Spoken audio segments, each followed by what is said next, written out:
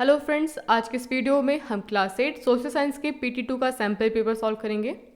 आपके पेपर का सबसे पहला सेक्शन ए है जिसमें हम MCQ बेस्ड क्वेश्चन करेंगे। आपके सामने फर्स्ट क्वेश्चन है, who was the proclaim leader of the revolt of 1857 from Mughal empire. आपसे क्वेश्चन पूछा जा रहा है कि मुगल एम्पायर की तरफ से 1857 रिवॉल्ट का नेता किसे घोषित किया गया। आपके सामने ऑप्शंस हैं तात्या टोपे, कुंवर सिंह, बहादुर शाह जफर या फिर नाना साहब। तो इसका आंसर होगा option number C, Bahadur Shah Zafar. Next question है, which one of the following industries is known as sunrise industry. अब आपके सामने यहाँ पर कुछ इंडस्ट्रीज दे रखी हैं और आपसे पूछा जा रहा है कि इनमें से किसे सनराइज इंडस्ट्री के नाम से जाना जाता है। आपके सामने ऑप्शंस हैं iron and steel industry, cotton textile industry, information technology या फिर कोल इंडस्ट्री। तो सबसे पहले आपको पता होना चाहिए कि सनराइज इंडस्ट्री का मतलब क्या होता है। तो देखिए बच्चों, सनराइज इंडस्ट्री उन इंडस्ट्री को कहा जाता है जो कि क्या है, मार्केट में भी न्यू है, ग्रो कर रही है और डेवलपिंग सिचुएशन में है और आने वाले टाइम में इनका बहुत बड़ा स्कोप है। अब आपके सामने जो ऑप्शन दे रखे हैं इनमें से आपको बताना है कि कौन सी सनराइज इंडस्ट्री है। तो हमारा आंसर होगा option number C, information technology, क्योंकि ये इंडस्ट्री बिल्कुल न्यू है, ग्रोइंग कंडीशन में है और आने वाले टाइम में इंफॉर्मेशन टेक्नोलॉजी का बहुत बड़ा स्कोप है, इसीलिए इसको सनराइज इंडस्ट्री के नाम से जाना जाता है। अगला क्वेश्चन है, in social environment marginalisation is due to. अब आपसे क्वेश्चन पूछा जा रहा है कि सोशल एनवायरनमेंट में मार्जिनलाइजेशन किसकी वजह से होता है। तो सबसे पहले आपको पता होना चाहिए कि मार्जिनलाइजेशन का मतलब क्या होता है। देखिए, मार्जिनलाइजेशन एक ऐसी सिचुएशन है जहाँ पर क्या होता है कि कुछ लोगों को हम क्या करते हैं, इग्नोर करते हैं, उनको इंपॉर्टेंस कम देते हैं, उनको अपने से नीचा फील कराते हैं, जो समाज की मेन स्ट्रीम है उससे उनको अलग रखते हैं। तो आपसे क्वेश्चन पूछा जा रहा है कि सोशल एनवायरनमेंट में मार्जिनलाइजेशन किसकी वजह से होता है, different language, different religion, minority या फिर ऑल ऑफ दीज। तो इसका आंसर होगा option number D, all of these.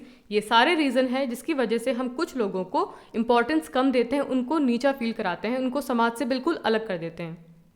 अगला क्वेश्चन है, which state is home to more than 60 different tribal groups. अब आपके सामने यहाँ पे क्वेश्चन पूछा गया है कि जो स्टेट दे रखे हैं उनमें से कौन सा स्टेट है जहाँ पर 60 डिफरेंट ट्राइबल ग्रुप्स रहते हैं। आपके सामने ऑप्शंस हैं नागालैंड, मणिपुर, वेस्ट बंगाल या फिर उड़ीसा। तो हमारा आंसर होगा ऑप्शन नंबर डी, उड़ीसा।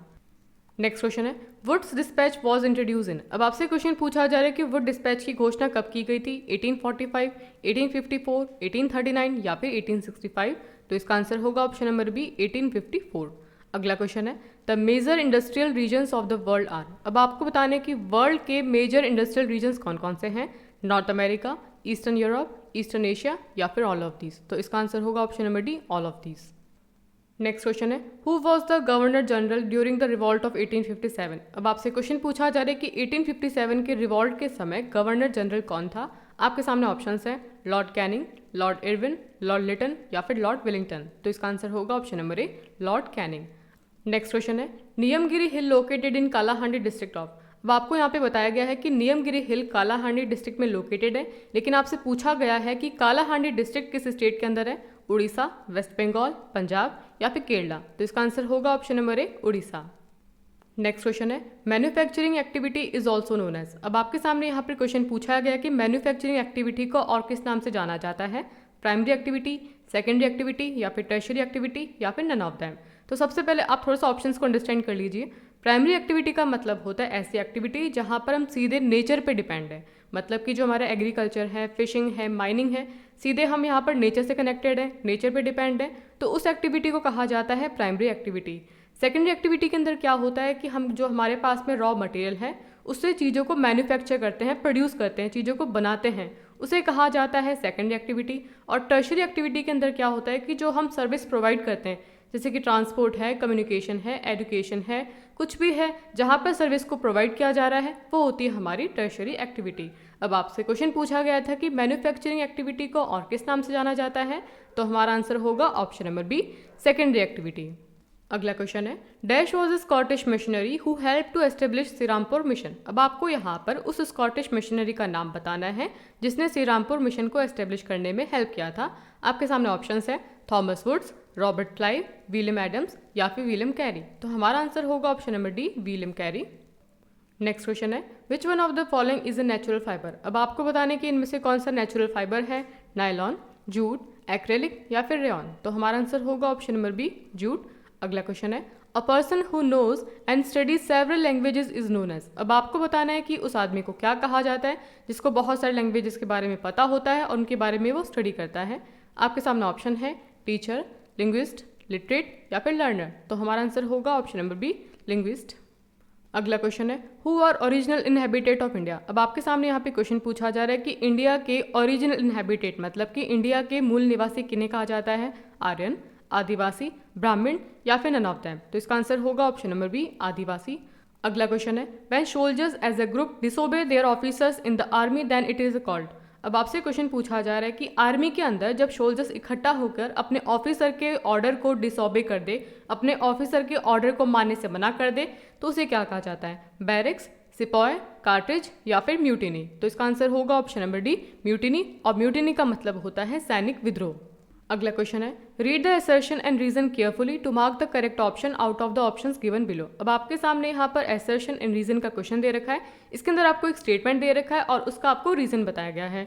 सबसे पहले हम असर्शन को पढ़ते हैं। Dada Bhai Naoroji organise the East India Association in London. मतलब कि आपसे कहा जा रहा है कि दादा भाई नौरोजी ने लंदन के अंदर ईस्ट इंडिया एसोसिएशन को ऑर्गेनाइज किया था। अब उसके पीछे आपको रीजन बताया गया है, to influence British public opinion to promote Indian welfare. Reason में आपको बताया गया है कि दादा भाई नौरोजी इंडियन वेलफेयर को प्रमोट करना चाहते थे, इसीलिए ब्रिटिश पब्लिक के ओपिनियन को इन्फ्लुएंस करने के लिए उन्होंने लंदन में ईस्ट इंडिया एसोसिएशन को ऑर्गेनाइज किया। तो हमारा असर्शन भी सही है और रीजन भी सही है। अब आपको बताने कि इनमें से कौन सा ऑप्शन सही होगा। Assertion is correct but reason is wrong. नहीं, ये नहीं होगा। Assertion is wrong but reason is correct. Both are correct and reason is correct explanation of assertion. तो हमारा आंसर होगा ऑप्शन नंबर सी। आपके पेपर का नेक्स्ट पार्ट है सेक्शन बी, जिसमें आपसे शॉर्ट आंसर टाइप क्वेश्चन पूछे जा रहे हैं। आपके सामने क्वेश्चन है distinguish between agro based and mineral based industry. अब आपको यहाँ पर agro based and mineral based industry के बीच में आपको डिफरेंस बताना है। तो इसका आंसर होगा, सबसे पहले हम बात करते हैं एग्रो बेस्ड इंडस्ट्री की। Agro based industries use plant and animal based product as their raw material. तो देखिए, जो एग्रो बेस्ड इंडस्ट्री है वो अपने रॉ मटेरियल के लिए प्लांट एंड एनिमल बेस्ड चीज़ों को काम में लेती है, लेकिन जो मिनरल बेस्ड इंडस्ट्री है वो रॉ मटेरियल के लिए वो मिनरल के ऊपर बेस्ड होती है। सेकंड डिफरेंस है agro based industry generally don't require huge capital. मतलब कि जो एग्रो बेस्ड इंडस्ट्रीज होती हैं उनको चलाने के लिए ज़्यादा अमाउंट की जरूरत नहीं होती है, लेकिन जो मिनरल बेस्ड इंडस्ट्री है उनको चलाने के लिए हाई कैपिटल इन्वेस्ट करना पड़ेगा। अगला क्वेश्चन है what was the demand of Rani Lakshmibai of Jhansi that was refuse by the British. अब आपसे क्वेश्चन पूछा जा रहा है कि रानी लक्ष्मीबाई की ऐसी क्या डिमांड थी जो कि ब्रिटिश ने मानने से मना कर दिया। तो इसका आंसर होगा Rani Lakshmibai of Jhansi wanted the East India Company to recognise her adopted son as the heir to her kingdom after her husband's death. This demand was refuse by the company. तो देखिए, रानी लक्ष्मीबाई की डिमांड थी कि उनके हस्बैंड के death के बाद में जो उनका एडॉप्टेड सन है दामोदर राव, उसको उत्तराधिकारी बना दिया जाए। लेकिन जो ब्रिटिशर्स थे उन्होंने डॉक्ट्राइन ऑफ लैप्स की पॉलिसी की वजह से उनकी डिमांड को मानने से मना कर दिया। अगला क्वेश्चन है match the items given in column A correctly with those given in column B. Column A में आपको लीडर का नाम दे रखा है और कॉलम बी में जगह का नाम दे रखा है जहां से उन्होंने रिवॉल्ट में पार्टिसिपेट किया था। पहला नाम है अहमदुल्ला शाह, तो इनका कनेक्शन है फैजाबाद से। सेकंड नेम है बकत खां, इन्होंने पार्टिसिपेट किया था बरेली से। और थर्ड नाम है ब्रिजेश कद्र, जिन्होंने पार्टिसिपेट किया था लखनऊ से। अगला क्वेश्चन है what is marginalisation, explain about the factors of marginalisation. अब आपको बताना है कि मार्जिनलाइजेशन का मतलब क्या होता है और कौन से फैक्टर हैं जिसकी वजह से मार्जिनलाइजेशन होता है।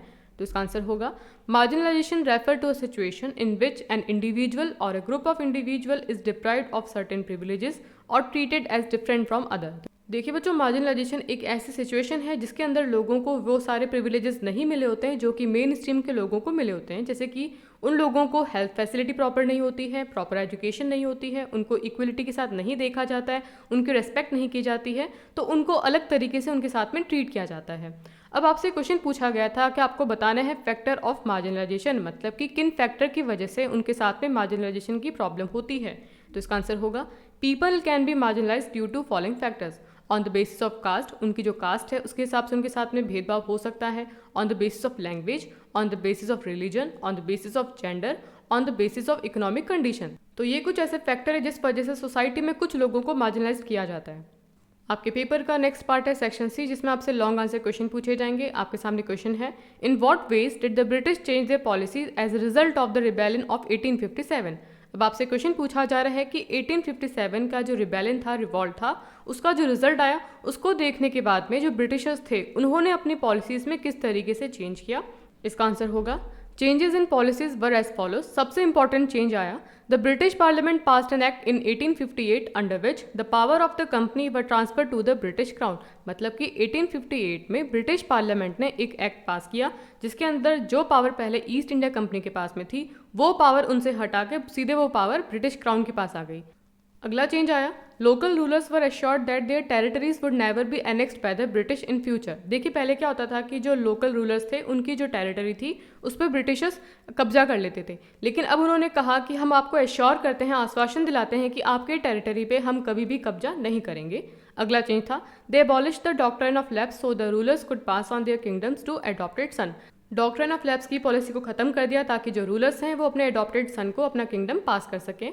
अगला चेंज है, land owners and zamindars were assured their rights over there lands. मतलब कि जो लैंड ऑनर्स थे, जमींदार थे, उनका अधिकार अपनी ज़मीन पर बना रहेगा।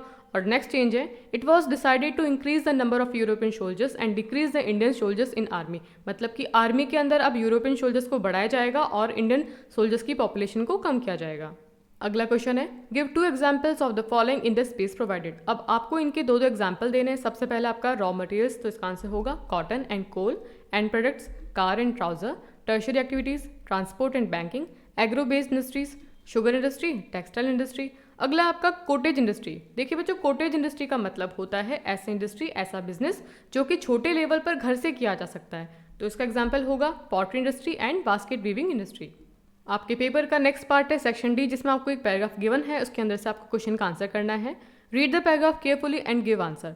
And industrial system consist of inputs, processes and outputs. तो देखिए बच्चों, जो हमारा इंडस्ट्रियल सिस्टम होता है उसके 3 मेजर एलिमेंट्स होते हैं, input, process and output. Input का मतलब होता है वे सभी रिसोर्सेज जिनकी हेल्प से चीज़ों को बनाया जाएगा।